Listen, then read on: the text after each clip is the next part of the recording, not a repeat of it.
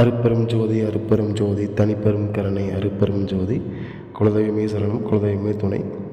குரு பிரம்மா குரு விஷ்ணு குரு தேவோ மகேஸ்வரக குரு சாட்சாத் பரபிரம்மம் தட்ஸ்மை ஸ்ரீ குருவே நமக. குருவே சரணம் குருவே துணை. சித்தர்கள் பீடம் சேனல் இப்போ தான் நீங்கள் முதல் முறையாக பார்க்குறவங்க தான் சப்ஸ்கிரைப் பண்ணுங்கள், பக்கத்து பிள்ளைக்கான ப்ரெஸ் பண்ணிக்கங்க. நம்ம சேனல் அனைவரும் ஆதரவு கொடுங்க. இன்றைக்கி நம்ம செவ்வாய் பகவானை நம்ம உபாசனை பண்ண போகிறோம். செவ்வாய் பகவானை எதுக்கு நம்ம உபாசனை பண்ணணும் ஃபஸ்ட்டு அதை தெரிஞ்சுக்கங்க. ஒரு ஜாதகத்தில் பார்த்தீங்க அப்படின்னா செவ்வாயோட பாதிப்பு இருக்கும், சரிங்களா? நீங்கள் பொதுவாக ஒரு ஜாதகத்தை பார்த்தீங்கன்னா செவ்வாயோட பாதிப்பு இருக்குங்க, அவரோட பலமே இல்லை, செவ்வாய் நீச்சமாயிட்டார், பகையாக இருக்கார், இதெல்லாம் சொல்லுவாங்க. பகைன்னா ஒன்றும் இல்லைங்க, வேலை செய்யாது, ஆப்போசிட்டாக தான் வேலை செய்யும். பாசிட்டிவாக வேலை செய்கிற இடத்துல நெகட்டிவாக தான் வேலை செய்யும். நீச்சம்னா என்னங்க? நீச்சம்னா ஒன்றுமே இல்லைங்க, பவர் சுத்தமாகவே இருக்காது, அங்கே வேஸ்ட்டு, அந்த கட்டத்தில் இருக்கிறது வேஸ்ட்டு. அந்த மாதிரி தான் அது. ராசி கட்டத்தை பற்றி இன்னும் பேசலாம், நிறைய இருக்குது, அது பின்னாடி பார்க்கலாம். சரி, மந்திரங்கள் வரும், அந்த மந்திரத்தையும் பாருங்கள். நெக்ஸ்ட் பார்த்திங்க அப்படின்னா நம்ம எப்படி முறைப்படி எந்திரத்தை எழுதுறது அப்படின்னு பார்ப்போம். செப்பு தகடில் நீங்கள் எந்திரத்தை ஃபஸ்ட்டு வரைஞ்சிருங்க. வரைச்சதுக்கப்புறம் ஒரு எலுமிச்சம்பழம் கட் பண்ணி அதுக்கு வலி கொடுத்துருங்க. வலி கொடுத்து புழிஞ்சு விட்டு நல்லா தடவிடுங்க. நல்லா அப்ளை பண்ணிவிட்டு சுத்தமான காட்டன் பஞ்சில் துடைச்சிட்டு அதுக்கப்புறம் பார்த்திங்கன்னா எந்திரத்தை நம்ம சுத்தி பண்ணணும். சுத்தி பண்ணுறதுலாம் என்ன அப்படின்னா, ஒரு டம்ளர் பால், சின்ன டம்ளர் தான் போதும். அதுக்கப்புறம் பார்த்திங்க அப்படின்னா பன்னீர், அப்புறம் இளநீர், இது 3 சம அளவு எடுத்து ஒரு பாத்திரத்தில் ஊற்றிடுங்க. ஊற்றிட்டு அந்த எந்திரத்தை நீங்கள் தாம்பலம் ஒரு முழுங்க தாம்பலத்தட்டு அதில் தான் நீங்கள் ஊற்றணும். ஊற்றிட்டு அதில் 3 முறை முக்கிய அந்த எந்திரத்தை எடுத்துட்டு, சரிங்களா, நீங்கள் துடைச்சிருங்க. சுத்தமான காட்டன் பஞ்சில் துடைச்சிருங்க. துடைச்சிட்டு அதுக்கப்புறம் நீங்கள் 2 படையல் போடணும், சரிங்களா? ஒன்று விநாயகருக்கு, இன்னொன்று செவ்வாய் பகவானுக்கு. 2 படையல் உங்கள் பூஜை அறையில் போடுங்க. போடும்போது முதல் நாள் நீங்கள் சக்கரை பொங்கல் இதெல்லாம் வைங்க, ஓகேங்களா? சக்கரை பொங்கல் இதெல்லாம் வச்சுருங்க. உங்களால் தினமும் என்னால் வைக்க முடியும்னா தினமும் வைங்க. இது முதல் நாள் வச்சா போதும்னா முதல் நாள் வைங்க. அப்போ அதுக்கு அடுத்த நாள் ஏதோ கல்கொண்டோ 2 பேரிச்சம்பழம் ஏதாவது ஒரு இனிப்பு வகைகள் வைங்க, போதுமானது. சரி, இப்போ எப்படின்னு பார்ப்போம்.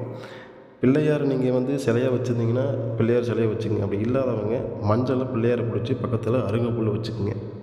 வச்சதுக்கப்புறம் நீங்கள் வாழைப்பழம், தேங்காய், வெத்தலை பாக்கு, ஒரு தேங்காய் உடைச்சி 2ஆக வச்சுக்கோங்க. அதே மாதிரி கான்செப்ட் தான் செவ்வாய் பகவானுக்கும், சரிங்களா? வச்சதுக்கப்புறம் அவல், பொரி, கடலை, அச்சு வெல்லம், சரிங்களா? இதை சமாளம் கொஞ்சம் கொஞ்சமாக வச்சா போதும். வச்சுட்டு அதே மாதிரி அந்த பக்கத்து இலைக்கும் செவ்வாய் பகவானுக்கு வைங்க, சரிங்களா? ஒரு குடவையில் பொதுவாக 2 குடவை எடுத்துக்கங்க.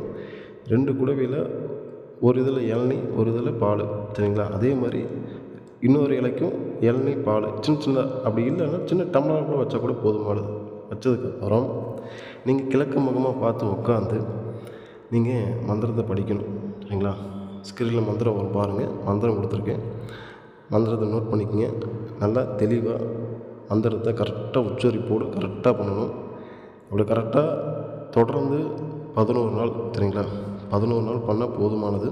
அதுவும் தேய்பிறையில் வேண்டாம், வளர்ப்பிறை வர அன்னைக்கு செவ்வாய்க்கிழமை காலையில் செவ்வாய் ஓரை, சரிங்களா? செவ்வாய் ஓரையில் பண்ணுங்கள்.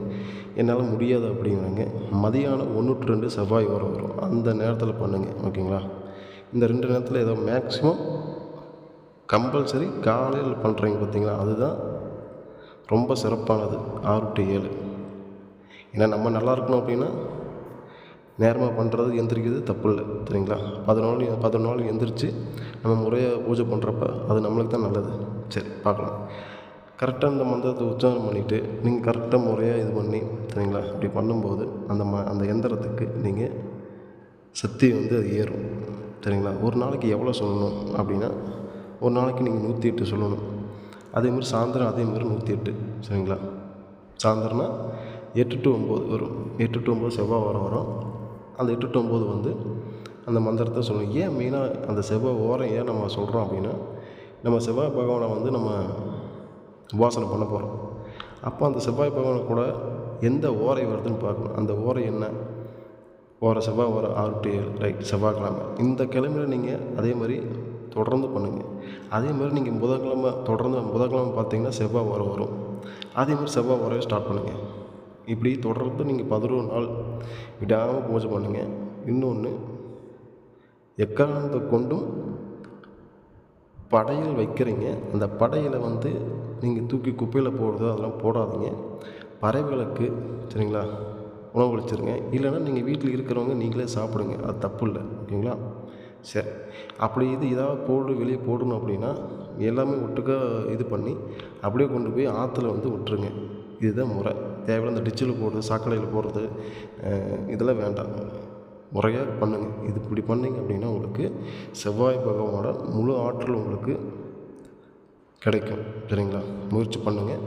இது என்னால் இது பண்ண முடியாது, இதுக்கெல்லாம் எனக்கு வழியே இல்லை அப்படின்னு இல்லாதவங்க, சில நபர்கள் வந்து என்னால் எந்த பூஜையும் பண்ண முடியாது, எந்திரங்கள் எழுத தெரியாது, மந்திரங்கள் சரியாக உச்சரிப்பு வராது அப்படின்னு இருக்கிறவங்களுக்கு, இல்லை நான் தொழில் காரணமாக இருக்கேன், ரொம்ப பிஸியாக இருக்கிறேன் அப்படின்னு சொல்கிறவங்களுக்கு எல்லாமே நாங்கள் சித்தர்கள் பீடம் சார்பாக நாங்கள் உங்களுக்கு வந்து முறையாக மந்திரங்கள் வந்து கரெக்டாக உச்சாரணம் பண்ணி கரெக்டாக நாங்கள் ப்ராப்பராக பண்ணி கொடுப்போம். இதுக்கு என்ன அப்படின்னா, நீங்கள் இது சேவையாக தான் செஞ்சு வரோம். சரிங்களா?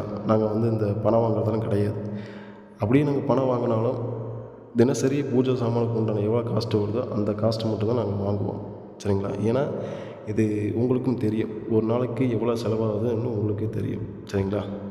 சரி, நீங்கள் வேறு ஏதேனும் இந்த சந்தேகம் இருந்தாலும் கமெண்டில் பதிவிடுங்க. மெயில் ஐடி கொடுத்துருக்கேன். அந்த மெயில் ஐடியில் நீங்கள் எந்த மெசேஜ் வேணாலும் பண்ணலாம். சரிங்களா? நான் உங்களுக்கு ரிப்ளை பண்ணுறேன். மீண்டும் நாளை ஒரு வீடியோவில் மீண்டும் உங்களை சந்திக்கிறேன். நன்றி.